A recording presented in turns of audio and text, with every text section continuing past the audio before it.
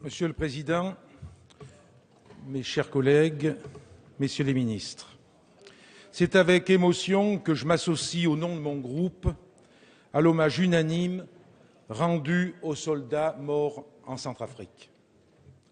À peine un an après l'engagement de la France au Mali, notre pays se lance dans une nouvelle opération sur le continent africain. Après l'opération Serval qui devait s'achever en juillet dernier, le président de la République vient de déclencher l'opération Sangaris qui se traduit par le déploiement de 1600 soldats français. Il s'agit de la 50e intervention française en Afrique subsaharienne depuis les indépendances d'il y a 50 ans. Cette intervention en Centrafrique s'inscrit dans une longue lignée d'opérations menées par les troupes françaises dans cette colonie, indépendante officiellement depuis 1960, en proie à la pauvreté, à l'instabilité et au conflit. Autant d'interventions qui n'ont jamais permis de répondre aux maux qui gangrènent la Centrafrique. La Centrafrique, si elle n'est pas dénuée de ressources naturelles, est classée parmi les États les plus pauvres de la planète, occupant la 160e place sur 177 selon le classement de l'indicateur de développement humain du Programme des Nations Unies pour le développement. La France y est le premier investisseur. Il est impossible, dès lors, de prendre part à ce débat sur l'engagement des troupes françaises en Centrafrique sans ouvrir le dossier de la France-Afrique. Tous les 10 ans ou presque, un président de la République centrafricaine chasse l'autre par un coup d'État, derrière lequel la France n'est jamais très loin. Le peuple centrafricain a ainsi vu défiler des personnages insensibles à son sort, aussi corrompus qu'irresponsables. Les uns après les autres, les dictateurs ont été choisis et maintenus au gré de nos intérêts, entre guillemets, mais aussi pour protéger des bases militaires françaises dans ce pays considéré comme un porte-avions au centre de l'Afrique, utilisé lors de nombreuses interventions militaires dans la région. La France n'est pas étrangère à la situation chaotique que connaît ce pays. Elle porte une responsabilité historique dans la tragédie centrafricaine. Elle n'est donc pas la plus qualifiée pour intervenir. C'est un paramètre que nous ne pouvons pas ignorer, même si, je le dis clairement, il n'est pas question de tergiverser pour la protection des populations civiles, premières victimes des violences sanglantes qui déchirent ce pays. Monsieur le ministre des Affaires étrangères a déclaré face à la communauté française de Bangui le 13 octobre dernier, je cite, « Sachez que l'amitié traditionnelle qu'a portée la France à la Centrafrique, nous voulons la manifester de nouveau pour aujourd'hui et pour demain. » Pourtant, notre histoire commune est marquée par de sombres affaires. Nous gardons en mémoire le pitoyable sacre de l'ancien sous-officier de l'armée française devenu l'empereur Bokassa Ier en présence de la diplomatie française. Malgré ce soutien, le président Valéry Giscard d'Estaing a décidé de débarquer son ancien ami devenu trop encombrant, incontrôlable, qui menaçait nos intérêts pour installer au pouvoir le président David Dacko pour ensuite favoriser la dictature du général Kolimba. Il sera remplacé par le dictateur Ange-Félix Patassé, qui sera quant à lui chassé du pouvoir en mars 2003 par le général Bozizé, un jeu de chaises musicales orchestré par l'ancienne puissance coloniale. En 2007, face à la multiplication des mouvements rebelles sous influence soudanaise et tchadienne, les parachutistes français sautent sur Birao, dans le nord de la République centrafricaine. C'est de ce nord musulman qu'est venue en décembre 2012 l'offensive des rebelles de la Séléka qui, le 24 mars dernier, porta au pouvoir Michel Djotodia. Dans un réflexe hérité de l'histoire, le président Bozizé a vainement appelé à l'aide la France avant de prendre la fuite. C'est ainsi que l'actuel président centrafricain, est arrivé au pouvoir avec le soutien des rebelles de la Séléka qui sont devenus ses propres ennemis, Michel Djotodia qui en appelait à la France après avoir dissous la coalition rebelle de la Séléka.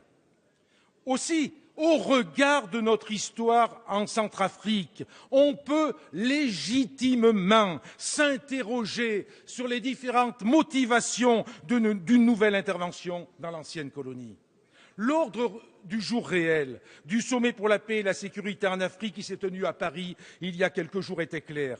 Avant de parler de paix et de sécurité, Paris et ses alliés du continent africain se sont intéressés à leurs préoccupations économiques et financières. Ce sommet est avant tout une offensive diplomatique pour la sauvegarde des intérêts de la France en Afrique.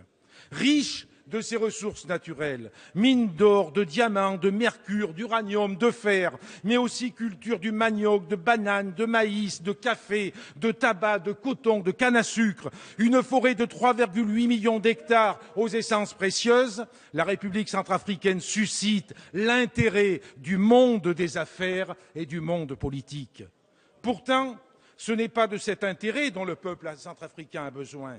Le peuple centrafricain a besoin que nous l'aidions à profiter pleinement de ses richesses et que nous l'aidions à mettre fin à la situation de confiscation du pouvoir politique et économique aux mains de quelques-uns, car les germes de la crise actuelle sont aussi d'essence économique et sociale. Le peuple centrafricain a besoin du soutien de la communauté internationale pour que cessent les massacres qui se multiplient alors que les affrontements entre les milices Séléka et anti-Balaka terrorisent la population civile. La terreur et la misère ont déjà poussé un demi-million de réfugiés dans des camps de fortune. Aussi, je le redis, il n'est pas question de tergiverser pour la protection des populations civiles.